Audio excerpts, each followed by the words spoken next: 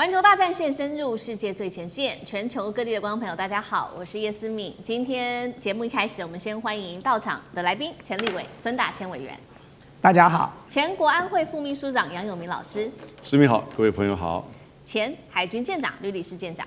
主持人好，各位观众大家好。好，观众朋友，今天是周一，节目一开始提醒观众朋友帮我们节目按赞。那之外呢，大家应该已经很熟悉了，帮我们按下在留言区呢按热推这2个字。没有看到热推，大家也很熟悉怎么做了，继续在留言板上面留言热推，并且呢可以留言告诉我说思敏我在哪一个城市。那我看到这些关键字的话，我都会亲自的来做回复留言。我相信大家都已经看到我的留言了。这2天我稍微整理了一下，非常多的观众朋友加入我们的留言互动当中。同样的，节目一开始先把在观众朋友的所在地的城市留言给我的呢，我都念出来。有北京的朋友特别提醒我说呢，留了几次言，但是都没有看到，所以第一个念出来的就是北京的朋友，谢谢你的支持。再来看到还有包括来自于墨西哥花莲、台北市、台南市、基隆、新竹、高雄、桃园、新北、台中、澳门、香港、马来西亚的新山、沙巴、怡保、古晋、柔佛、美罗、沙拉越。还有吉隆坡，甚至是这个霹雳州。再来看到韩国的大邱，还有屏东、北港镇、德国海德堡、纽约、浙江湖州、安吉、上海、北京、成都、哈尔滨、浙江温州、济南、杜拜、印尼雅加达、纽约费城，包括了佛罗里达、越南、日本旧金山、马里兰、印尼泗水、加州、高棉、加拿大、温哥华、埃德蒙顿、斯里兰卡。芬兰的赫尔辛基、新加坡、苏门答腊、缅甸汶莱、哥斯达黎加、尼日利亚、沙特阿拉伯、西班牙、苏格兰的爱丁堡、曼谷金边、黎巴嫩、瑞典的马尔默、贝里斯、澳门跟西奥博斯。好，非常多，差一点念不完，然后喘一口气。好，今天节目一开始呢，我们先来持续带观众朋友赶快来聚焦到这一场在美伊之间的战事，但是现在有一个插曲。就发生在这个周末而已，一场原本是非常金光闪闪的白宫晚宴，却在几秒之间变成了一个枪火的地狱哦。我们来看到的是地勤在这个时候奔驰，枪声四起，权力核心现在他们都集体的 party 求生，还有服务生高喊说：“我还不想死。”带您就这一集来拆解直击美国权力心脏的那一晚。惊险瞬间，赶快来看到的就是时间地点发生在美东时间25日晚间8点35分。白宫本来是举行的这个记者协会的晚宴，开始没有多久呢，来自加州一位31岁的男子，他叫做艾伦，突然间直冲到饭店大厅的特勤安检站，就这样开始与执法人员展开了一场交火。当时看到的情况是，宴会厅内突然间呢，这个枪声四起，现场从欢笑变成恐慌，而且呢，现场一直爆出各种的趴下、低头的尖叫声四起，酒水都洒落了，桌椅非常的混乱。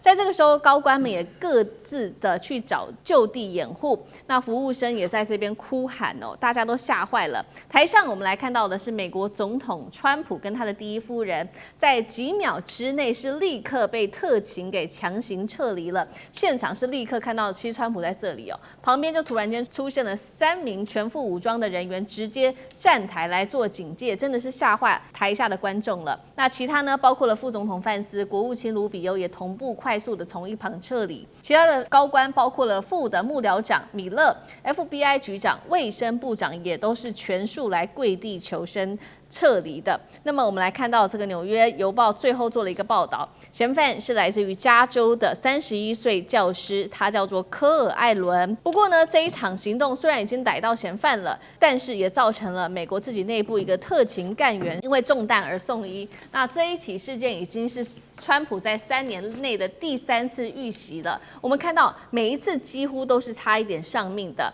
更讽刺的事情是，1981年雷根总统也在同样一个地点遭到枪击，后来重伤。今天节目一开始要特别请教舰长怎么看了。我们先来还原这一场枪击案，枪手当时携带了这么多的武器，却可以加入晚宴，到底是怎么突破这么多一层一层的安检的动线跟这个设计的漏洞，还有现场识别有没有失效，还是内部应变在这当中出现了断层？舰长怎么看？其实我们对于这种总统的这个行程来看的话，安检站应该是最后一关。安检站结束之后，他就可以进去了。也就是在之前，他有其他的识别这一个证件啊或邀请函的部分。那其实我们可以看到啊，他所使用的这些装备，例如说霰弹枪啊，或者是手枪啊，以及这一些刀具的部分啊，其实霰弹枪的射程都不长，短短的。然后呢，而且呢，它要造成的是比较大面积的杀伤。那如果说你要精准射击的话，你不会使用霰弹枪。那所以这也就是，它其实只造成了一位特勤人员他的一个受伤，而且那一位特勤人员实际上他是有穿防弹背心的。那现在当然，他的实际状况我们并不了解啊，但是我们可以这样讲啊，也就是当我们看到他这样的一个部分的时候，其实感觉他没有要置任何人于死，而且他感觉上面他发射的这个过程啊，他如果真的要伤人的话，他如果连续发射3到5发的话，实际上应该受伤的不是只有这一位维安特勤，那也就是他其实他只是想创造一个场面，他并没有想要实际的伤到这一些维安人员，甚至总统、副总统，或者是第一夫人以及国防部长，其实都没有。这也就是啊，现在为什么华府有一种传言啊，也就是这是不是又是一场安排好的？也就是他不是真正的要击杀，无论是川普或者是范斯都不是，他只是又想要创造川普的一个高潮。这也就是被大家现在最为怀疑的。那至于说有没有产生断层这个部分呢？因为他要如果说进行安检啊，其实无论哪一个国家，尤其是美国，尤其是川普啊，那他的维安特检应该是除了你身上的包包什么，通通都要那个送 X 光之外，然后你进入那个有一个金属门，进去之后，他甚至要全身的进行金属的探测，以及用人手然后来进行触摸的部分。所以他是还没进入安检站，他就已经做这件事了。所以其实我们讲说，现在这一些阴谋论啊，那它也不是无风不起浪，而是实际上可能存在的。如果真的是它的是动线设计有漏洞啊，或者是那他真的想要置川普以及范斯于死的话，不至于此。但是现场识别这个部分呢，那倒是，那也就是他可能没有人脸辨识，所以可能可以假造这一些这些邀请函的部分啊。那当然这也可以提供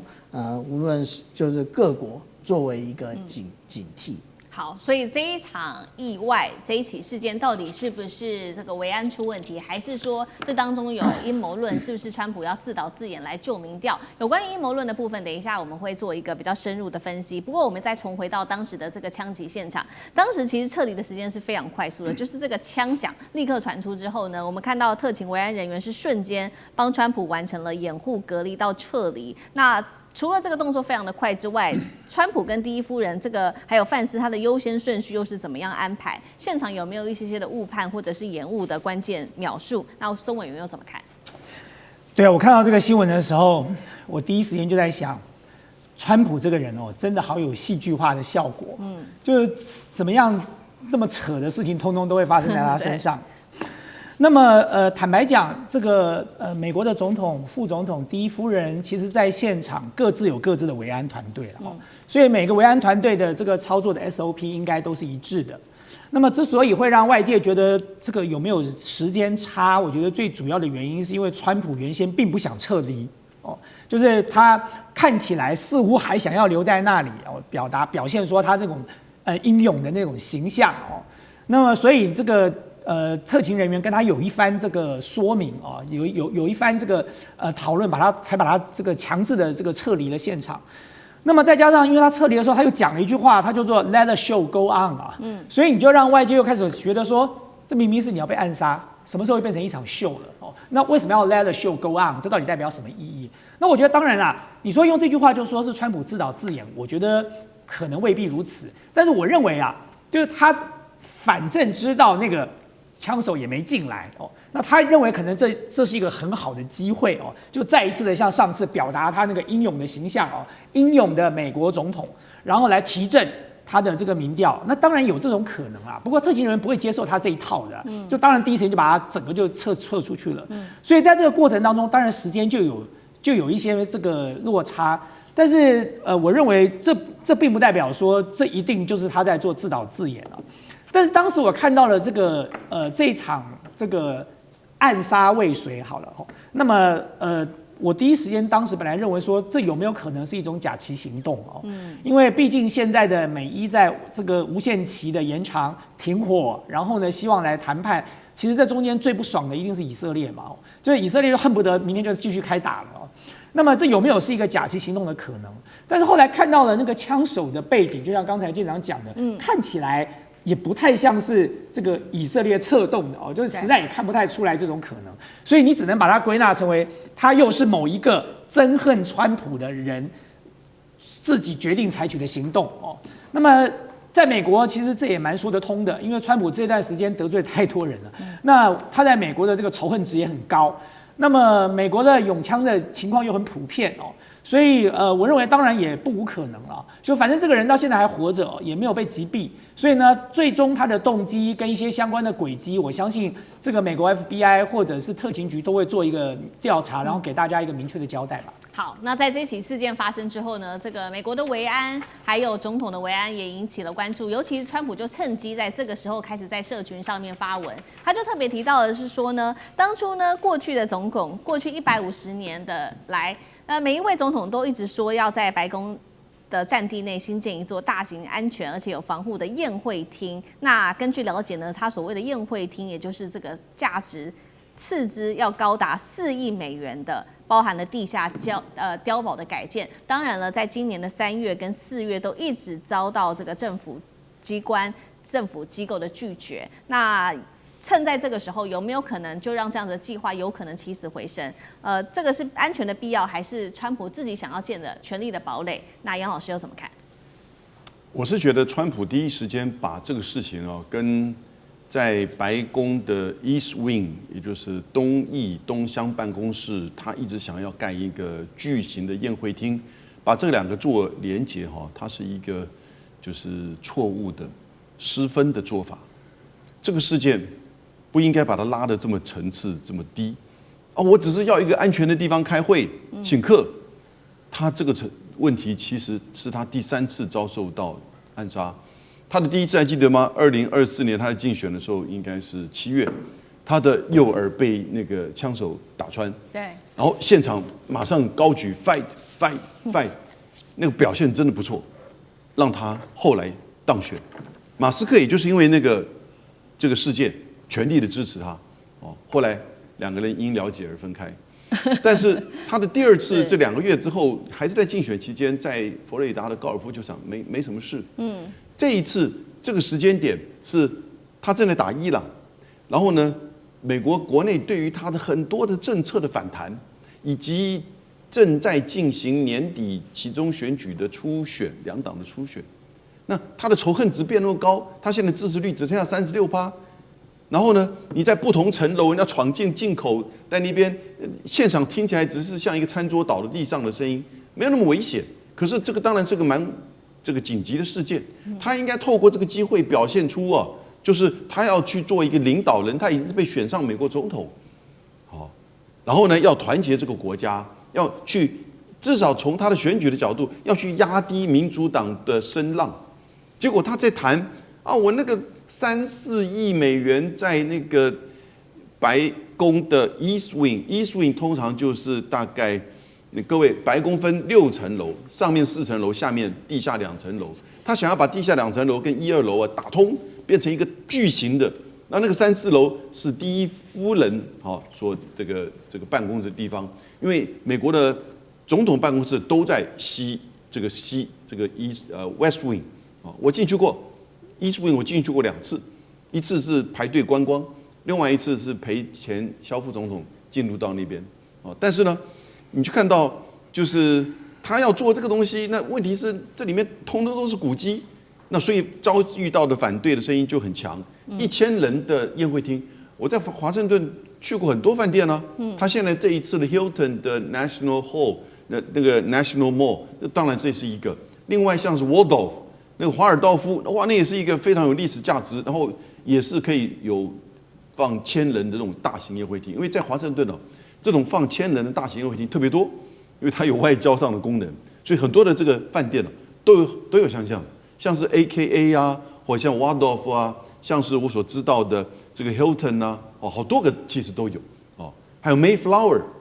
其实也都有。那因此这就是维安的问题嘛。那所以我是觉得他反而失去这个机会，把这个议题变成一个对他有利的选举方向，然后呢团结国家，至少把那个姿态做出来。结果他把事情都讲得太 low 了，你知道？然后他还现场发了那个枪手的被抓的趴在地上，上身没穿衣服的照片。对。然后呢，其实第一时间发这个东西你会不会有妨碍司法？这都是后来现在在美国媒体讨论的，结果没有在讨论他受伤害与否。都在讨论他很低调，对，他很低阶的、低级的在处理这样子的一个让全世界都震惊的新闻。好，谢谢老师。那我们休息一下，马上回来。地缘政治、内中之争、战略价值、强权崛起、小国生存。